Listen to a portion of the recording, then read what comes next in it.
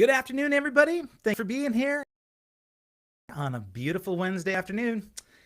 There, my buddies at 5starguitars.com are sponsoring the show right now. If you go to this link, 5starguitars.com/live down below, you'll see that there's an opportunity to enter a promo code.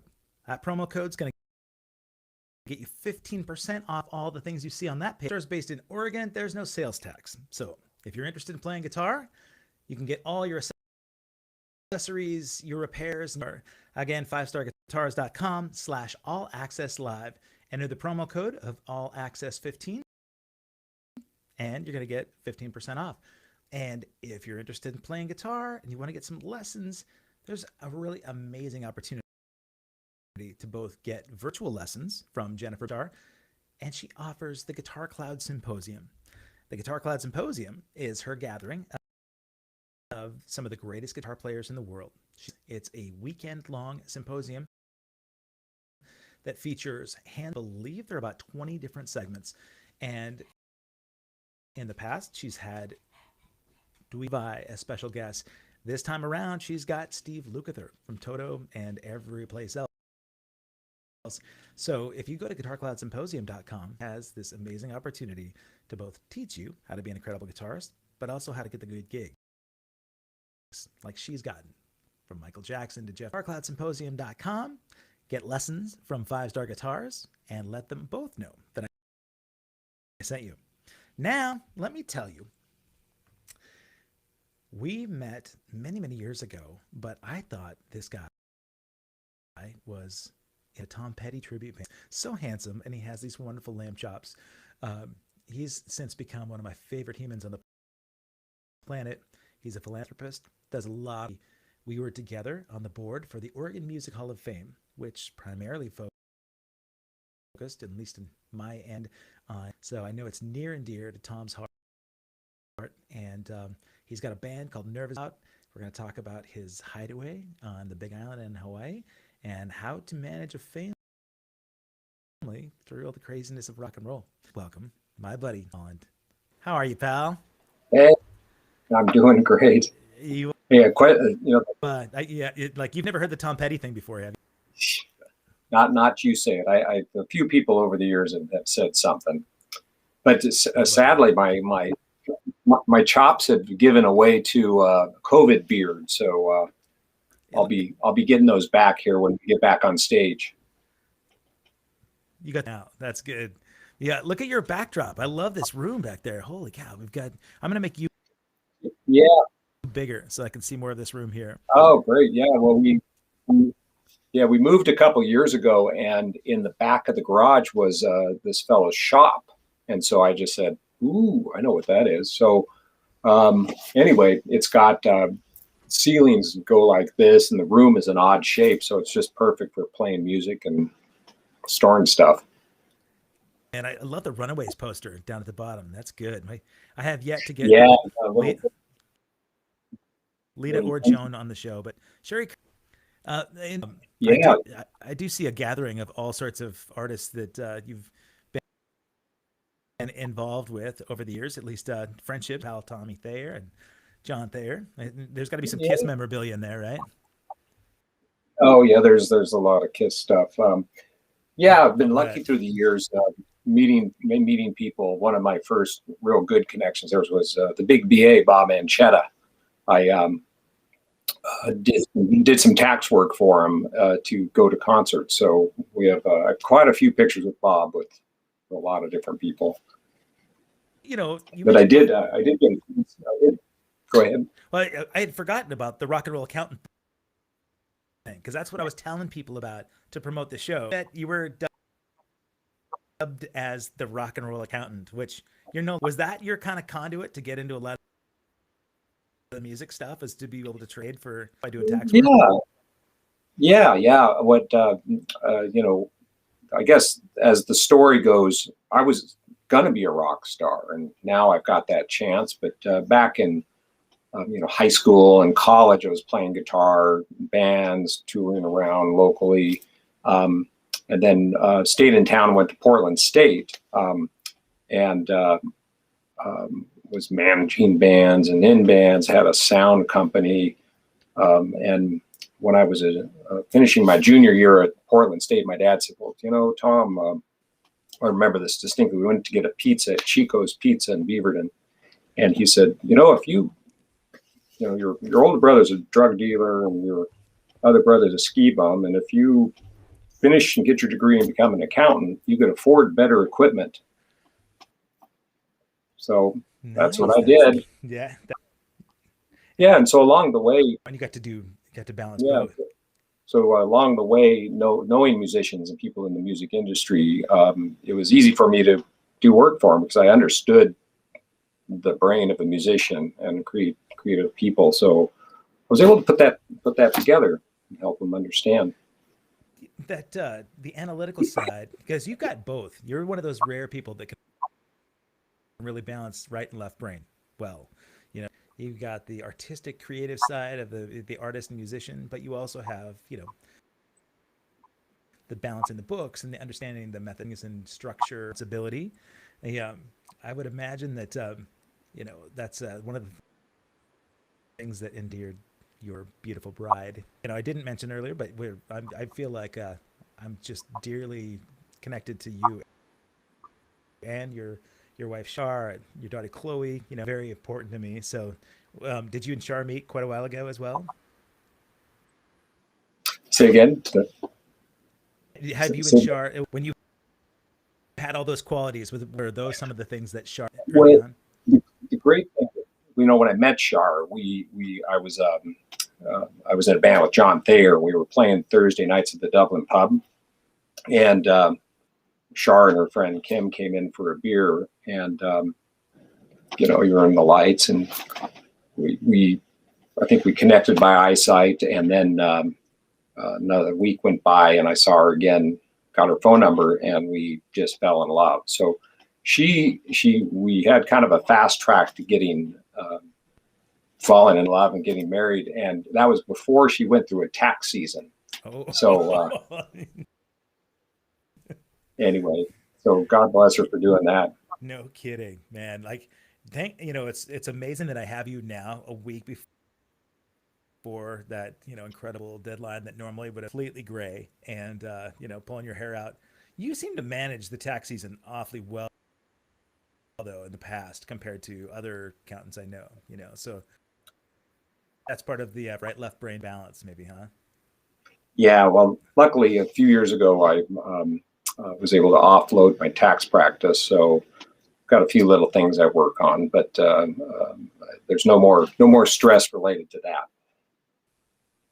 or very little. Thank goodness. Yeah, well, I mean, there's always stress in life, but that stuff is you're taking on the stresses of not just your clients, but that things change and the way the economy is. You touched on advice that you got from your parents about getting this degree and could have more money to be able to afford good gear. Nathan on Twitch right now is asking this chat, saying, do you have any advice for young musicians out there during this time? Part of it, right, is having a reliable, lucrative backup plan, because that infers that you're not really considering music to be the ultimate goal. But if you can have something as a side hustle, right? Young musicians out there, maybe thoughts about ways that they could go out, do the same thing, afford the financial part. Yeah, part of that.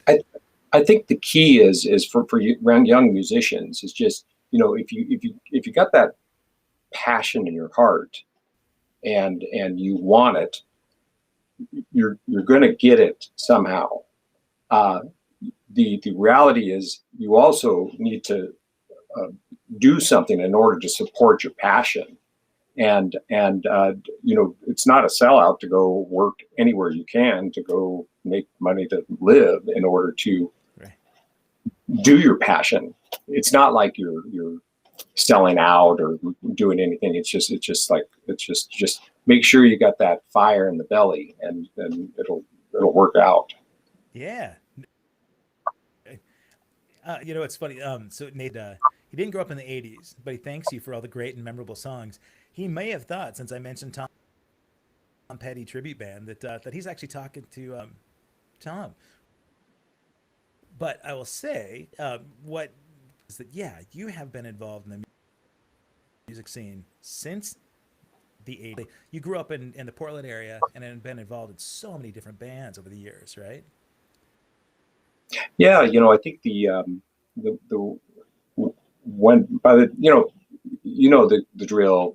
You turn 12, you get your first guitar, solid state amp, a little knockoff Telecaster. A couple years go by, and then you get the real Telecaster. You maybe get a Marshall, or a Randall amp. You get your gear, playing bands. I was always, I just loved everything about the music business. So whether it was running lights, running sound, playing, setting up, being a roadie, I just loved all that. And so by the time I got into college, there was kind of a struggle between, God, do I go do this creative thing, or do I cut my hair and settle down? Whatever that means. And so in the late 70s, early 80s at Portland State, Billy Rancher and the Unreal Gods, all these great bands were percolating. Crazy Eights. There was a lot going on. There were, the clubs were filled with people. There were a lot of live music clubs, New Shoes, and so I got into band management, a band called 2000 Man, and then a band out of Oregon City called. Oh, I got to hear about that. What's that? 2000 Man. This is an ode to Ace of Kiss reference. Yeah. But they were a new wave band, okay, open for like Theater of Sheep, and a band called NRG, which had Gino Arce, who went on to play with Keel. Right. But anyway, I was just doing everything I could. I just loved everything about, music, promotion, production, and I even opened a record store. Yeah, I had no idea. No kidding. Yeah, in 1983. It was interesting. It was across from the Galleria downtown. That whole lot is now leveled, and they're building some big hotel. But it was called Doghouse Records, and it was yet another attempt to maybe do something different than accounting. Yeah. And it lasted about a year. And one thing we did was, it was about the time that Tom Petty put out that album that said, "Do not buy this record," because the record companies had just, all of a sudden records were like $10, and people were like, $10 for a record. And so I started renting the records and selling blank tapes as a just a message to the music industry. And I got a lot of flack. But our record store was right next to the Ragnishi Bakery, so that was pretty colorful. Wow. But the best thing about that deal was when I closed the business to move on to accounting. I was able to sublease our space to Escape from New York Pizza, which was wildly successful. Absolutely. So I made more money on the sublease than I did selling records.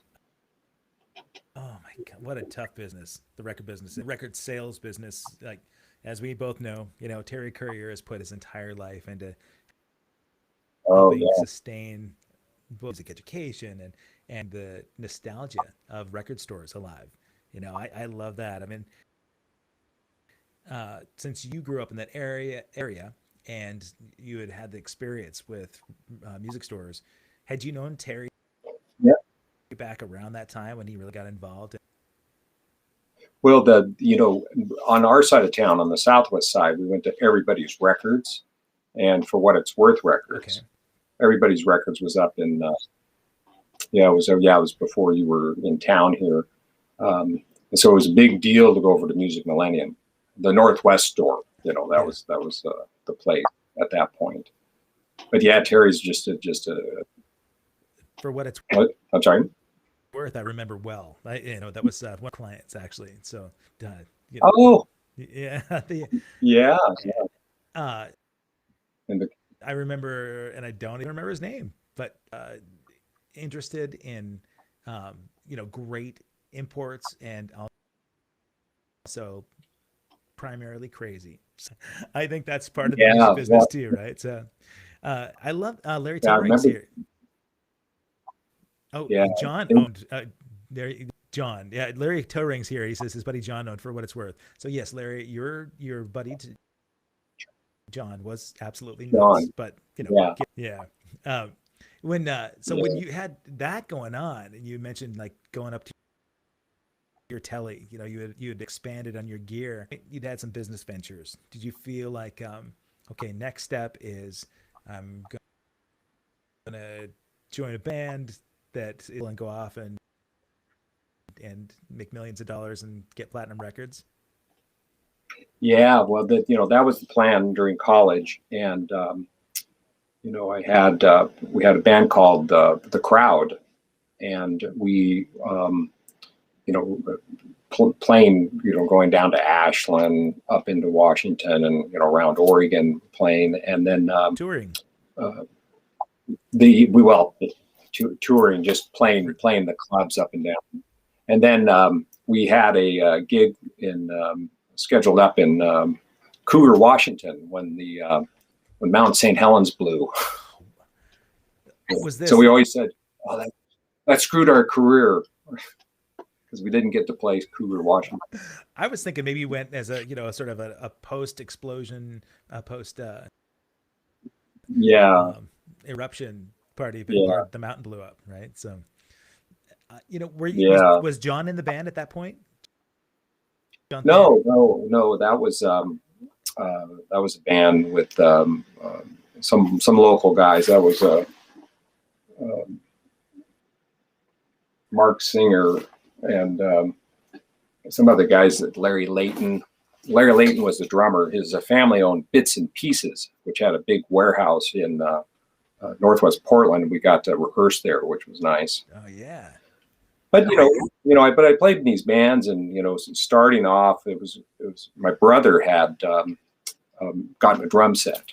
I mean, it was the coolest thing ever, and I was probably 11. Well, I was 12, and my friend Joel Young came over and was just sat down and just started playing, and I got my little fake guitar out and the fuzz box, and Smoke on the Water just came out, and how that is. You get that one riff, Right. and Have never heard it. but eventually, I'm sorry, yeah, never. I said Joel, I've never heard it. yeah, yeah. But Kip Doran, I answered an ad at Everybody's Records, one of those little pieces of paper you pull off, and he was a guitarist, a fabulous guitarist, and we formed a band. Had several different bass players, but the one thing that was interesting that after I got through college and started doing accounting was I started doing DJ work to stay kind of involved with music and crowds, and started off doing junior highs and high schools and college dances, and then eventually I was asked by a friend to sub for him to do a Nike gig, and just rocked him, and Nike ended up flying me around the country to do DJ shows. And this is back when I would make mixtapes, cassette tapes, and then CDs started to come in. And I remember flying around, like Char and I went to Florida and Arizona and other places to do these big shows. And I did that like all through the 80s and into the mid 90s until Chloe was born. And that was a way to stay kind of involved I had in no clue. crowds. But I would do, I did 50 shows a year. So it was quite a bit of work. And then that helped, because when I was an accountant, I worked for a firm for a few years, but I was good at bringing in business, and they didn't want to pay me for that. So I said, well, I'm just going to go take my own. So it was kind of a nice balance to do that, work in accounting, do these DJ shows. And then in the late 80s, early 90s, that's when I started to play with John Thayer. Okay. I'd had a little starter marriage, and after that starter marriage ended fast, I got out the guitar, had Barry Bender come over with his drum set, and we started playing. And then John showed up one day. He was a good friend. He just said, "I'm going to be your singer." So the Catch Club was born, and that was a lot of fun. He just showed up and said, "Yeah." I didn't really know who. I love that he walked in and said, "I'm going to be yours." Like John Thayer. Yeah, he just said, because he's such a mild mannered guy, and say, yeah, that, But I was thinking about earlier too. You talked about I missed what you said. Oh well, John was kind of mild mannered, but he wrote songs and he had a good voice, and we just started playing, and so I think it was about the time I met you. Yeah, 2000 or so. That sounds right. Yeah, well, check that out. Oh my God, who's that? Oh my God. Look at that. Yeah. Wow. That 2000. That's crazy. Yeah. I can't believe that. That's one. Jeff Lebansky. For the archives, man. Okay. So but look how young Tom Holland is right there. My goodness. Was that at the gig? Well, it was like, I'm certain that's at Key Largo. I'm pretty sure that was a night at Key Largo. Okay. Yeah. Most people that watch the show in the area, they know Key Largo. They know the history. At that point, John and his brother had their Eon Records. Right, exactly. Label, and they had signed the Lebansky on their label along with Dan Reed, and Black and Blue. Yeah. Was on that label as well. And I was playing with Jeff, but John also had me come and do some gigs.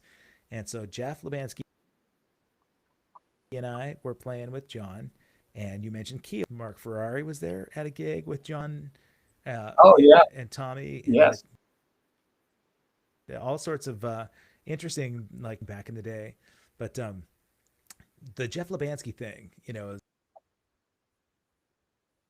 is another fascinating story, for the Portland, the most gifted guitar player still to this day, even with, really chronic arthritis. The guy can still, a monster. Yeah. But yeah, no, that partnership that you had with John was great, because the songwriting was great, and you had a good voice, man. The two of you guys together, make up. And then there's the Doc McGee connection, right? So then you get somebody who understands all, and can be ferocious and incredible in the way that he sort of engineers. But so you and John had known each other a long time. Yeah. Or you started playing together at that point.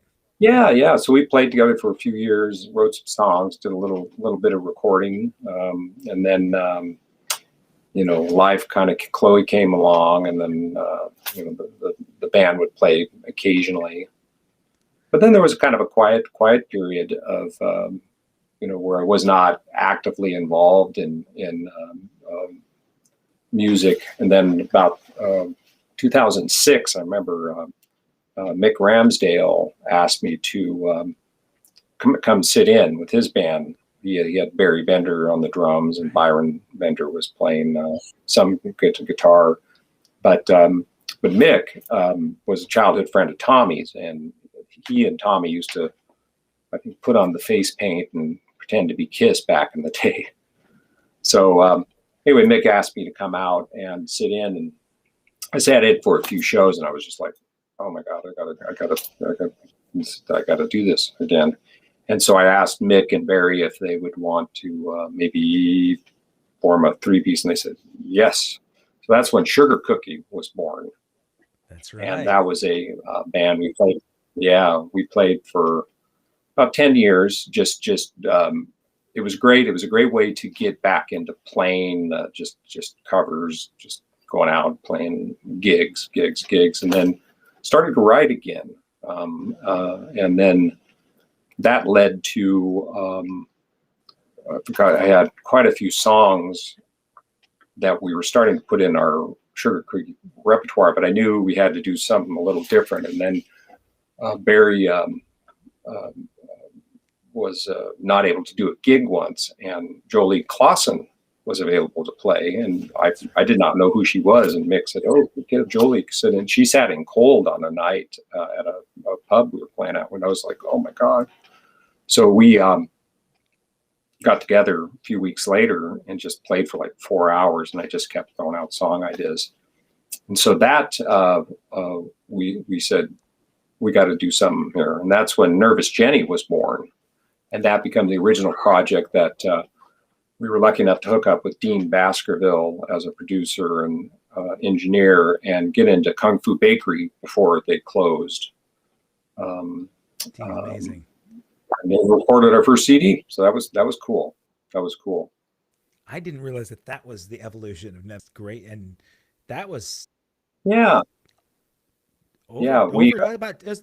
10 years ago, right? Say again? About 10 years in too, right? The band's been around about that long? Well, so Jenny started in 2016. So, we're about 5 years in. And right now we've got 8 songs recorded. We recorded at Long Play before they closed. And then we're due to go into Dead Aunt Thelma's here in another week to do backing tracks for a couple more songs to round the album out. Right on. It's but one thing during COVID, musicians and recording has kind of changed in that, for instance, in this room right over there, I have a couple racks of storage, music storage and CDs, and we just put up moving blankets, made a little vocal booth. So after we did backing tracks, we just came over here and did our vocals and guitar overdubs and hand claps, and it was awesome.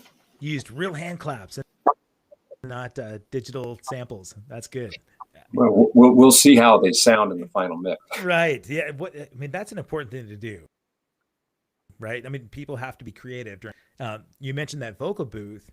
So for number one, we know that we've got Nervous Jenny product coming out very soon. And it'll be great because I'm sure that by the time it'll open up, you'll be able to play these shows live and people can come out and get your music. But also you mentioned the vocal booth.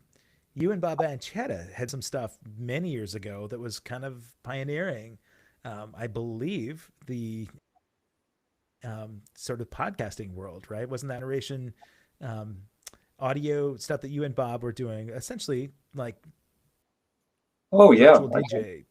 Yeah.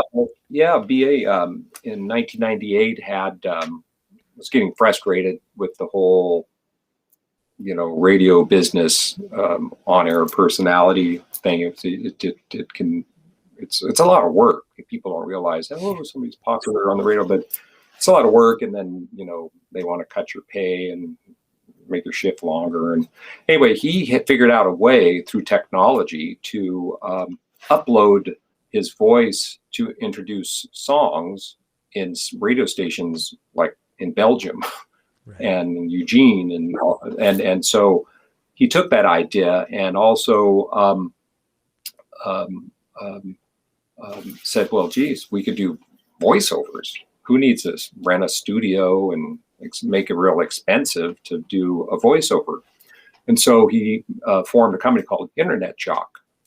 And what he would do is do voiceovers and then upload them to the radio stations or cable stations or movie productions. And so in 2005, I joined forces with him to just grow the company into to a nice sized company. And we have over 120 voice talent people all over the world who read scripts, upload voice files, and produce commercials for radio, cable, on hold messages, grocery stores.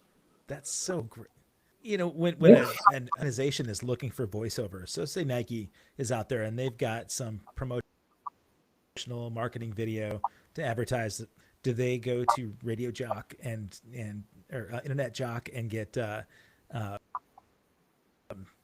through a database and say I'm looking for, so they can search by categories or something, and or how a particular voiceover? Yeah, yeah, yeah. They most companies will go to directly to internetjock.com.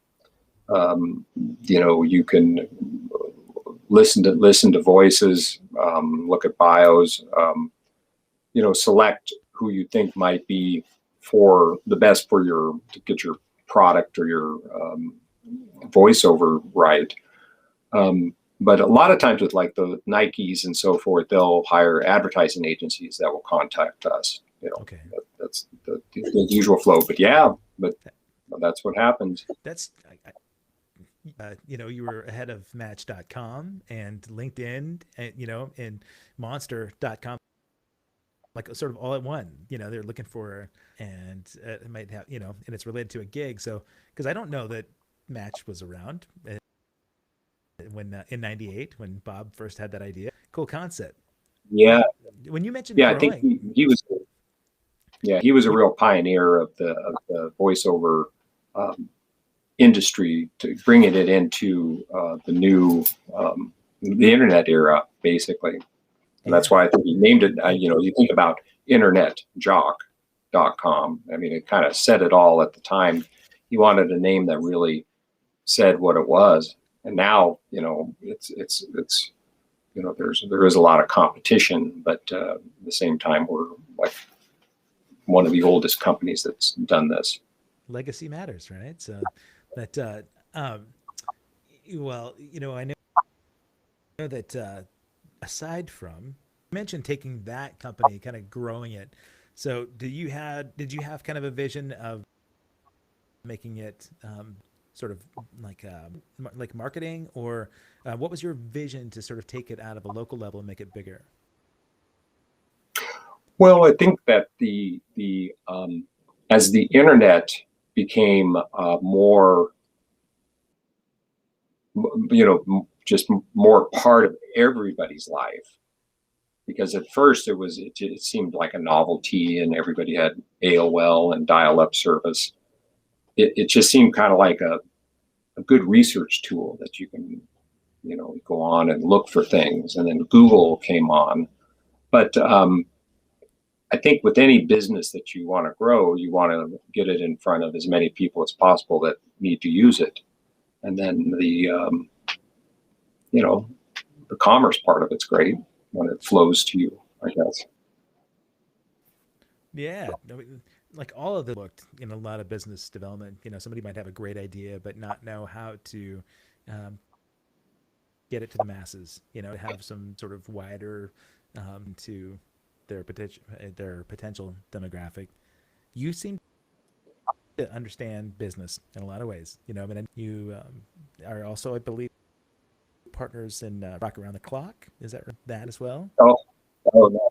Well, Dave, who owns Rock Around the Clock, he and Char and I bought a building in Northwest Portland, and so we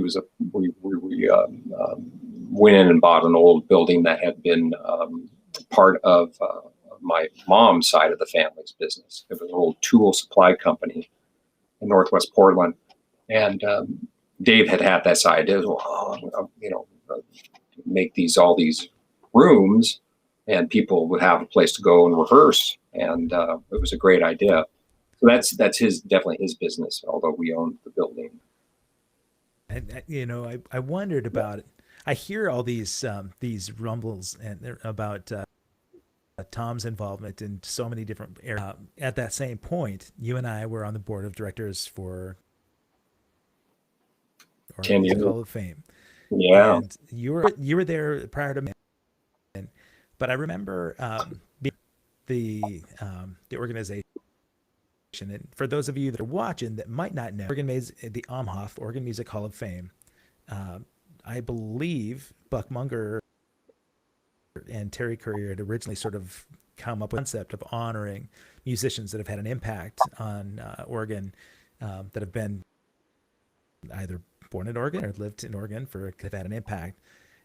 But the byproduct that came out when Terry first started having inductions ceremonies was that it was an opportunity to use Oregon musicians' sort of legacies to bring attention to music education, raise money for so that kids that maybe needed some assistance that wanted to pursue music as a career could get some financial help, which I loved. That is my favorite part about the organization.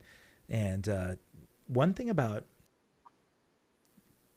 serving on a 501 is that it's important to have some turnover, right? So you bring is fresh energy into a project where somebody that just like yourself gets a little bit of reprieve, and they bring somebody in with sort of fresh legs, right? Yeah. So when you came in, wasn't that just Terry Courier, Janine Rundle, and maybe you? Is that right?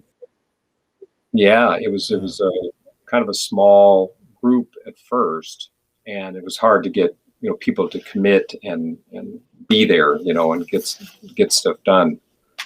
But yeah, but after a few years, I remember talking to Terry. I said, we got to do an event. We have to really get out there, because as you recall, there was uh, it's like, what is this entity? How is it going to get its word out? And how do people find out about it? And if it's a hall of fame, where's the hall that all the fame is? And but I think the good work that we did, you were involved in, was producing the annual shows every October that would honor the inductees and just kind of give do the honoring to the legacy that they've left for Oregon. And then we talked about, well, what is our impact? What's the mission? Well, Right. you want the next generation of Oregonians, and this is where I know you were very involved, music education, which is kind of, I think it's hard for some people to quantify that, but it's just something that has to happen to expose people to it, allow them to grow with it, give them a chance. Yeah. But I think the exposure, like what obviously Aaron Meyer has done an incredible job connecting with, you know, I guess kindergarten through middle school kids, just exposing them to music, and then doing even side projects where they write and produce music and record it. I mean, isn't that amazing? No, you know that those generations now have come around and done some really fascinating things. And one of those first recipients, Chance Hayden, has been playing like all over the place. He's a sought after recording artist, and I have so many amazing memories about those induction ceremonies with you and Bill Frith and Terry and Janine and backstage, all the antics that kind of go on, because this show is kind of like the backstage hanging out, but work that went into them. And for so many years, I know Dave Lycan was wonderful to be able to help us out with the Roseland Theater, and we did the not the Schnitz. It was the what was Yeah. the right next to the That was, Schnitz. I can't think of it. oh, Which the theater over there, I cannot Performing Arts Center. believe it. Yeah. The Newmark. That's The right. Newmark. Yeah, Yeah, yeah. yeah. So, and that was incredible. It was like the Grammys, right? And but the experiences every year have some continuity. There's always the Louie moment at the end where all the artists that have been inducted get up and pay tribute to get up and sing and play. Some of the artists that were there that have performed between Everclear and certainly had so many great bands from Oregon. But Oh, being backstage, seeing sort of reverence there is towards the musicians that have made an impact, and it's for you and I, guys that are out there. and embracing the honoring of the legacy and to make our contributions. So Oh, you with your that was fascinating because you were so giving of your time, and you're such a generous guy. Anyway, looking at what you've and, got for yourself, I mean, you could have just been focusing all your time on Sugar Cookie and Nervous Jenny and Tax. I not only do we have great times at those shows, but I just was thinking about you talked about Sugar Cookie. Remember calling to have me sub, and you saved me. Do you remember what happened? I think it was the first song. You put your foot through your kick drum. Oh yeah, that's how the night started. I should say yes. Yeah, I broke the kick drum and so I played on set, and then my buddy Dane Haas came and he saved me with a kick drum head. Swapped that out. But Yeah, at the end of the me after that, I do remember that end of the night. Keeping an eye on you. yeah, I got roofied that night. There was some You girl, did. and all I Yeah. remember, I don't even remember finishing the set. I remember you pulling me out of a van. And I think Yep. this person she had tried to take advantage of me. I and I knew nothing about it, but that was Al left because he knew that this gal was crazy. I had no idea who she was, and I just thought somebody bought me a drink. And that could have been, chopped up in a basement somewhere. So, Tom Holland, you're my savior. Oh, Thank you for well, that. yeah. I was very aware of what was going on there. I mean, at first it wasn't clear, but then it was like, uh-oh. Hey, Kevin, come on. Let's go out of here. Did you have to carry me? I don't even know, honestly. How did I get out of there? I remember, I don't know. I didn't hear, I but just, I just, I just led you out there, and then thank you. I remember I think she figured out this was just not her night. But we got you out of there. We got you home. So Thank you. Thank you. all was well. I appreciate that. My hero. Uh, you know, I would That's have. amazing.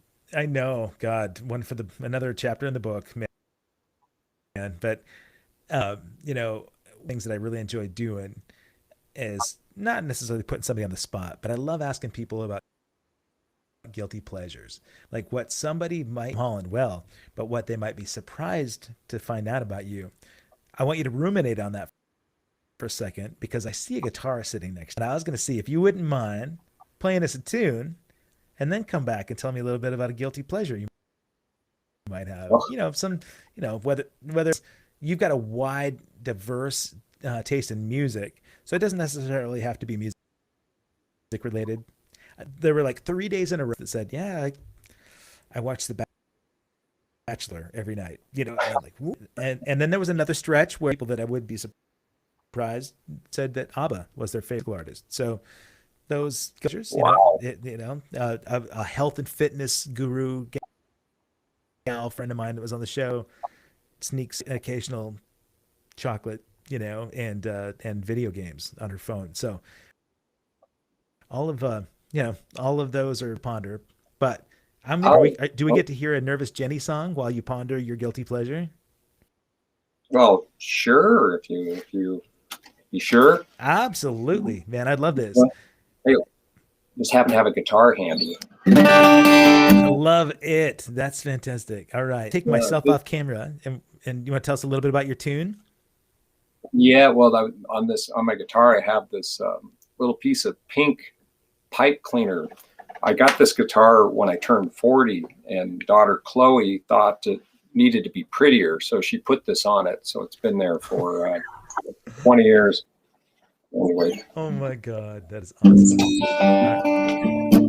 yeah. So Nervous Jenny tune. Well, we've got new songs coming out, but You can preview one of those if you want. yeah. Well, this one's going to be on the record. We're just getting ready to finish it, and it's actually kind of special. My wife Char, we've been married 30 years. We're coming up on 30 years. Wow. And there's always that thing about, well, do you write love songs for somebody? And you do. Now she had said this last year, she goes, you should try to write one like Ed Sheeran. And so I thought, well, that'd be money in the bank. But anyway, so I have the song here. This is for my lovely wife, Char. And it's not quite finished, but here we go.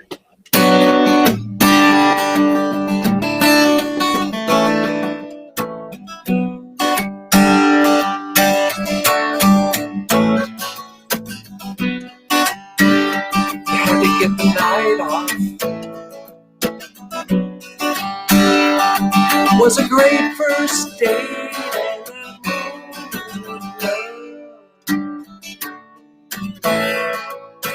Kiss you,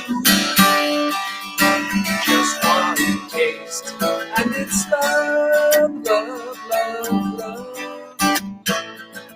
I'm ready for this love, and it's love, love, love, love.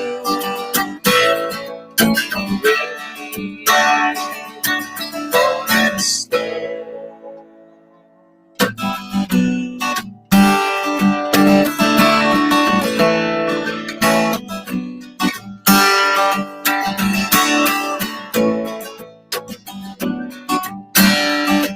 Turn the light off,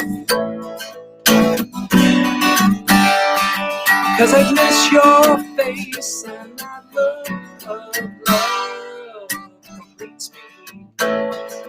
Just a glance now, just one taste, and it's love, love, love, love. I'm ready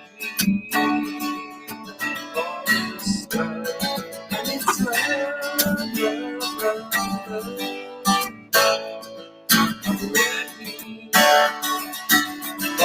this love.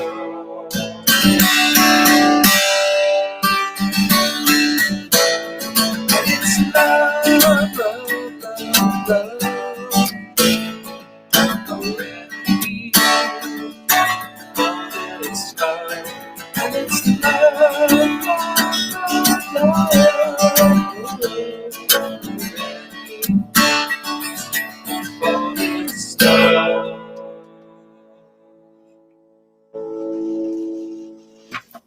Yeah, buddy. Beautiful. Oh, well. Man, thank you so much. I'm so glad that you got to honor Char with that. Such an amazing woman. Amazing woman she is. Well, we had this. I'm glad you've gotten to know her, and it was one of those songs about, it was a great first date. Was the first line of the song. Had a lot of promise. About that date? Yeah, well, I had asked her to. It was a Monday night, and she literally had to get the night off because she only worked Mondays through Thursdays because she had worked at a dinner house that was pretty successful, and she had to, she could make all her money Monday through Thursday and have the weekends off. So that was great. So she got the night off because I was a subscriber to the Symphony, Oregon Symphony, because I liked all music. And I found that going to the Symphony was just a way to just keep your brain got hearing all this beautiful arrangements of tons of instruments. But anyway, it was the contributors concert night, and we went to that. I remember we sat up one of the last rows just to be together, I guess, and then had a little dinner, and then ended the night on the mezzanine at the Heathman Hotel. If you remember that nice where the fireplace is. Yeah. And that was just where we sat and just looked in each other's eyes, and it was just we kind of knew it was the thing. And so 30 years ago. Amazing if you think about it. Like, it's kind of a rarity these days. It certainly is. I mean, my former to say hello to you. She was just traveling Oh, back from Montana right now, and it is a rarity. oh, At this point, we would have just, but I'm grateful, honestly, that she and I are still dear, dear friends. Even relationship couldn't continue as a marriage. Uh, but she, I know that she holds the Holland family in such high regard as well. We were so grateful to this vacation of our life at yeah. your home on the Big Island. Um, I was going Uh, to ask you, like, came about for you guys. I mean, I know that well, it's such an amazing, special spot. yeah, yeah. Well, when Char and I uh, set our wedding date, we kind of met in June of 1990. Asked her to marry me like 1st of January 91. We got married April 28th of 91. And it was like, well, where do you go for honeymoon? And Char had a friend who had been to the Big Island, and her aunt had a condo there, and she just stay at their condo. So that's what we did at Country Club Villas, and we stayed there, and we just kept going back to the same place. And then I don't know, 15 or more years ago, we bought a place, and we were young, and just it was a stretch, but rented it, and good folks like you came over, and I remember your kids had such a great time. God, they still Remember talk something about. about turtles? Yeah, Well, turtles. They were so. fascinated. The youngest. I mean, he actually is studying to be a marine biologist right now, and that whole venture, that whole desire started, and being out there, just looking at the amazing surf, and yeah. Now they both talk about that it being the most incredible time they ever had. Uh, yeah, I see the Oh, magic. that's We yeah. looked on the Hilo side and Kailua side uh, for property there. It would be very difficult for white-skinned ginger avian pigment to fit in as a local there. I think Howley, we'd be Howleys for the rest, but Yeah. the spot. And I wondered about the vibe there, right? Because it is a serene vibe area on that island.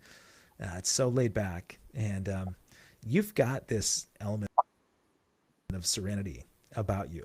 As you seemed remarkably even keeled through all of tax time. And I earlier Mm. about the Oregon Music Hall of Fame, there were really challenging times there too. Um, there was a lot of sort of struggle in getting that organization to the next step, balancing a lot of, like administrative stuff and personality stuff and all the things that went on in between. Kind of like this diplomatic, Yeah. just rolling in. So I think that you fit in that area in Hawaii. I'm sure that does. Where does that come from? Have you always had that kind of Zen Well, state? yeah. Well, I think early on, coming from a family of entrepreneurs, meaning my on my dad's side, my grandfather had started a business in the 30s, and my father had taken it over in the 60s, and growing up and working in that, and then my mom's side of the family had their own business. You kind of learn that you you you, um, yeah, you can depend on people, but you need to make sure that you've got your shit together, I guess, and you compartmentalize things that aren't personal, and just say, what's for the greater good? Mm. How do we get this done? How do we get this done? And so I don't know what to attest it to more than just trying to be a nice guy and treating everybody with respect, and knowing that that's gonna uh, uh, that's gonna lift everybody up. That was always kind of my thing, was let's make sure everybody gets what they need, and it'll all work out. And there's always going to be, like there's always some of those personalities that do that, but you just have to let them win. Yeah, so much of that is about will and ego, right? And you seem to be the kind of guy that can recognize it for what it is and stay out of it, right? And you talk about being able to compartmentalize the stuff that's not personal, because a lot of times at a battle of wills, there shouldn't be anything personal there. It's just that sometimes ego gets in the way. Yeah. And I talk about legacy a lot with folks on the show, about what they want to be remembered for. A long way from your last days, but I'm Tom Holland that gets to look back and ask Chloe, your daughter, what she sees in value of her dad most, or would want to see as what you held in the strongest value. What's Tom Holland's legacy? Yeah, it's interesting. I just would like to be remembered as what a nice guy. Yeah, you got that down. He helped, and being in service to people is important, and that was something. Like I said, I had a very strong work ethic early on, because, of course, you go down to we had a feed store in Beaverton for 70 years, and that's where I first learned to kind of be in service, and then after that, with my choice of profession of being a CPA, I was in service. Sure. Obviously, as a musician, you're constantly in service, and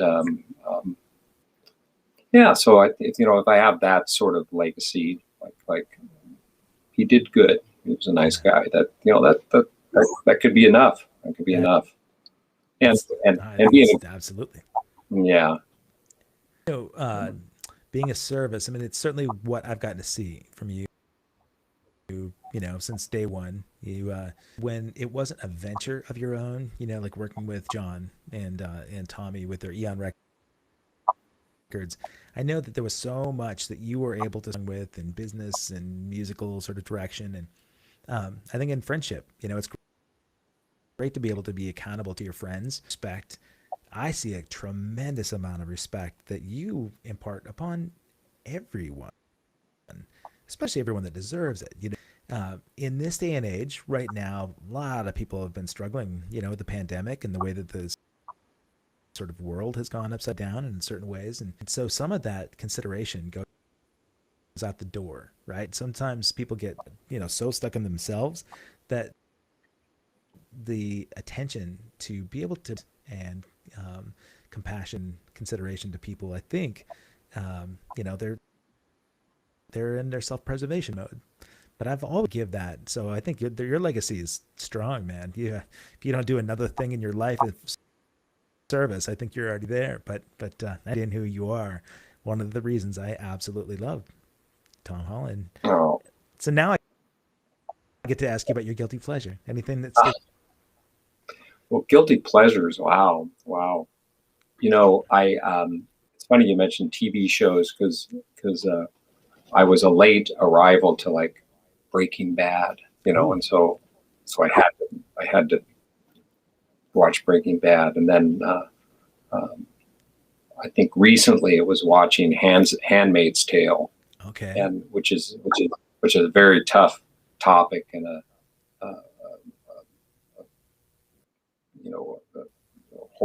horrible subject, but kind of like we're this close to something like that in America. But guilty pleasures, I don't know. So the guilty pleasures in those, you spent some time delving. Well, yeah, delving into dystopian things, but Irish music.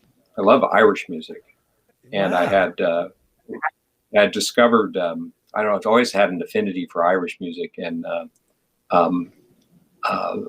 not that I play it, but I enjoy it. Everything from the chieftains to the Water Boys. Mike Scott is like a god of songwriters with the Water Boys.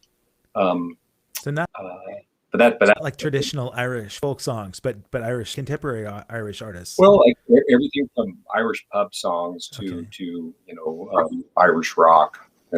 Obviously U2, but Yeah. just traditional instruments, the bow drain, and the whole. I just love that. I could do a jig, that sort of thing. And drives Char, but I love it. What would Char like to listen to? She, when we first started dating, you have those, okay, you just figure out, what do you like? And she said, Thin Lizzy. And I said, oh, I love you. Oh yeah, there's that's a perfect date starter right there. I could say you could either get the boner killer or the date starter. That's a savior. All right, Char, check one for Char. Yeah, was that she was Sammy Hagar. I mean, she was just like that's right. Yeah, Sammy's, so I was like, okay, Sammy's her guy. Yeah. Meet Sammy? Yeah. We got right there. We got Sammy and Eddie. We got the Van Halen boys, and it's a great photo because Sammy was checking out Char's, chest, and Eddie said, "What are you doing, Sammy?" And he goes, "Oh, I'm just looking at her T-shirt." And she had Char this T-shirt on that had a picture of Bob Packwood and Tanya Harding, and it said, "You rub 'em, I'll club 'em," and it was a bit of Portland history that they needed to know about. Oh my God, that is so awesome! That way to bring the culture, Char. Love it. Yeah, she brought. Rest in peace, Eddie Van Halen, man. That's a drag. But I'm glad that she had a chance and forgotten how much she just worshipped Sammy Hagar. That was her guy. So yeah, she's the Red Rocker. God, a year and a half ago, when the pandemic started, I was gonna get actually just prior to the pandemic, it was gonna be my birthday. He's in the sand, and I believe when the promoter of that show was going to have me come down and play on my birth, Sammy, have just step aside for a song so I could get up and play with Sammy and Michael Anthony. Yeah, it was, but you never know. It may happen again. So that'd be a good one. Oh, yeah. I think you need to follow up on that. Yeah, maybe Doc McGee can make something like that happen. Do you have any fun Doc McGee stories that you can tell without getting killed? Backstage stories? Whatever. I walked in on Doc counting money. Okay. Oh, counting money. I did. I walked in. That was scary. Yeah. Well, so do you want a backstage story about counting money or just people I've met? Oh, no. I was counting money at a show, the Kiss show at Moda Center. And I thought I may not survive this one. I figured you might have some Doc McGee fascinate anyone. Oh, well, the best thing about, going to these Kiss shows and was JT and I, we'd always want to find Doc's office. And then because we always knew there was a bottle of Kettle One and cranberry juice and ice and those red Solo cups. So it was always the place to go get a cocktail. Okay. But the best thing about Doc was one tour, Tommy was at this point, right before he was in the band, he was a tour manager. Right. And he took us all backstage. I think Ted Nugent was on the stage, and we go back, and there's probably about 10 of us, and Doc comes into the room, and he's got his hands up like this, and he's got these little T-shirts that have rhinestones on it that say "Kiss," and he goes, "A little something for the ladies." Oh. And they were like these too small T-shirts for all these women, but Char still has hers, Oh and it my looks pretty God. damn good. Oh, that is awesome. A little something for the ladies. That I remember that. It was the first farewell Coliseum. Yeah, like 1995 Yeah, or so. Yeah.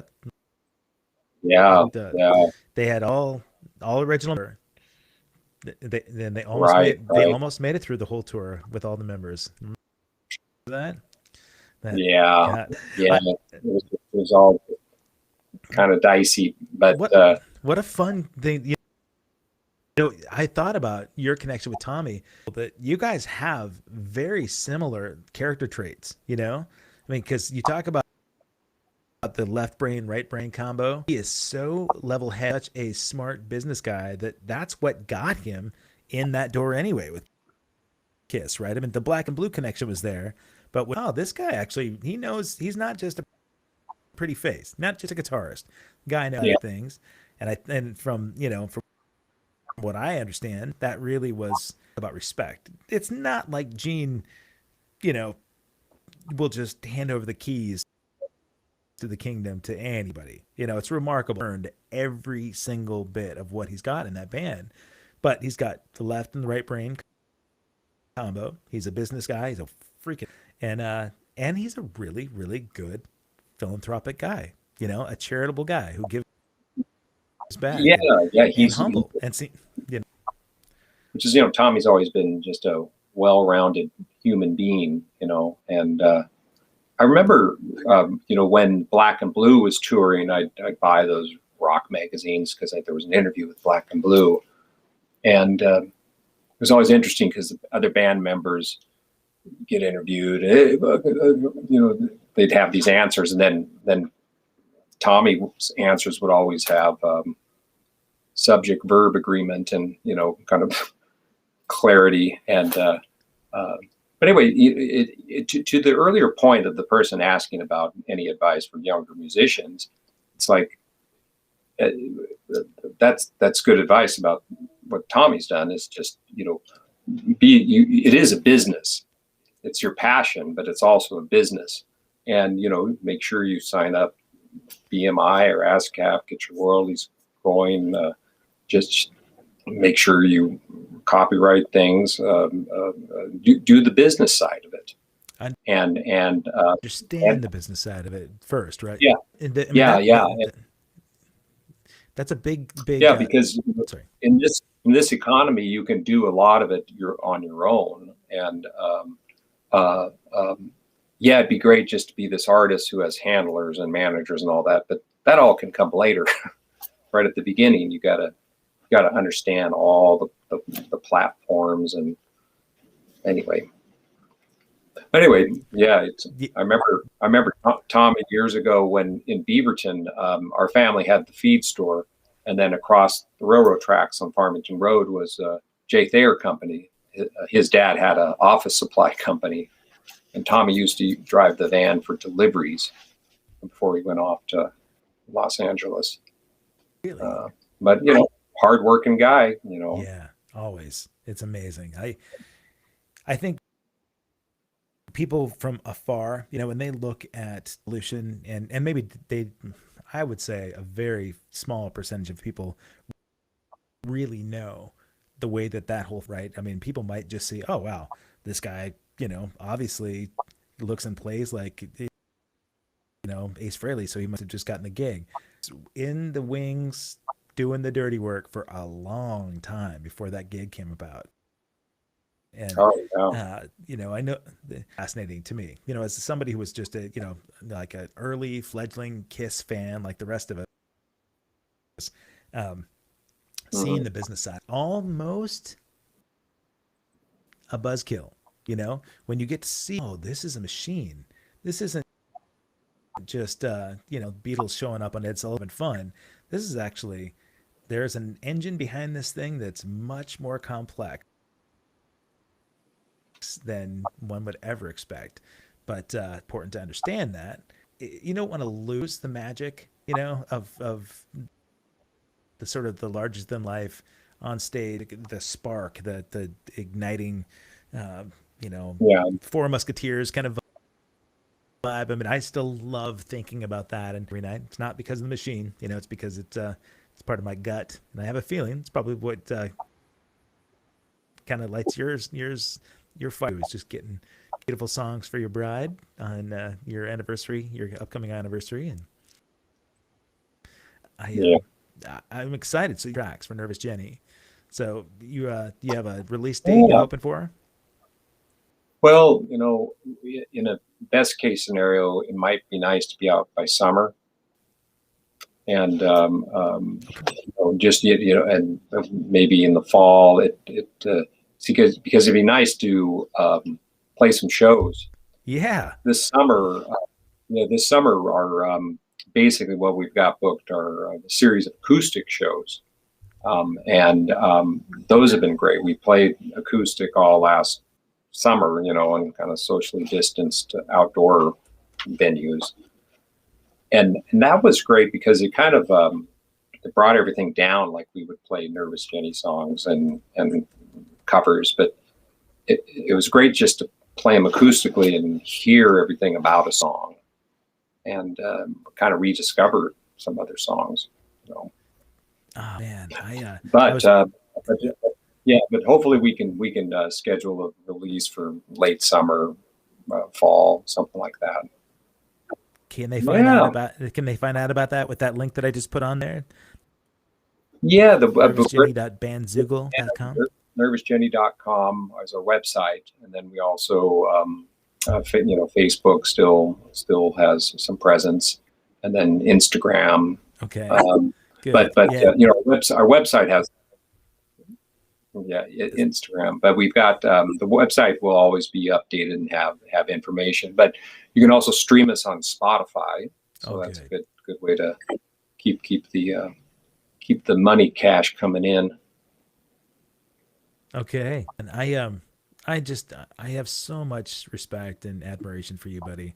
I miss you, miss your whole family, and the new place yet. So when when COVID, are you vaccinated? Come on over, Kevin. Yeah, I am. I have this thing I wanted to put out to the world that if you're vaccinated and you see somebody, you just go like this, and then they know that you've got the shot. God, that's it's probably so good for the single. Yeah, for all the single people in a bar, I guess you can start going. Yeah, well, yeah, but I'm on the list. I got the notification today to book when I tried. It said I was entering an invalid birthday, and I know yeah. Maybe it's because I'm saying I'm 29. Is that wrong? Yeah. Oh. No, hopefully next week. I want it. So, oh wow. I'm hopeful. It'd be nice. Yeah. Now, yeah. Well, we got shows coming up, so I got to be vaccinated. Yeah. Yeah. All right. Hey man. So. All right, brother. Well, good to talk to you. Yeah, it's great to see you, man. Please give a to Char and Chloe for me. Hi, and for those of you watching, if you're watching this and you've not subscribed, I would love it if you go to All Access Live with Kevin Rankin. Hit the subscribe and then hit the little bell to be notified. I've got fun guests coming up. If you hadn't seen, besides my beautiful Tom Holland here, I had the lovely Tawny Catane last week. We had Rudy. We had Dave Aberzees and Melvin Brannon and Stevie Salas this week. Coming up under Joe Spencer is going to be here, an amazing drummer. Keep coming. This is a great opportunity to get to know some really fascinating people that inspire me. So, Tom Holland, thank you. Go out and get Nervous Jenny, everybody. And I'll be back here tomorrow, 3 o'clock with Thunder Joe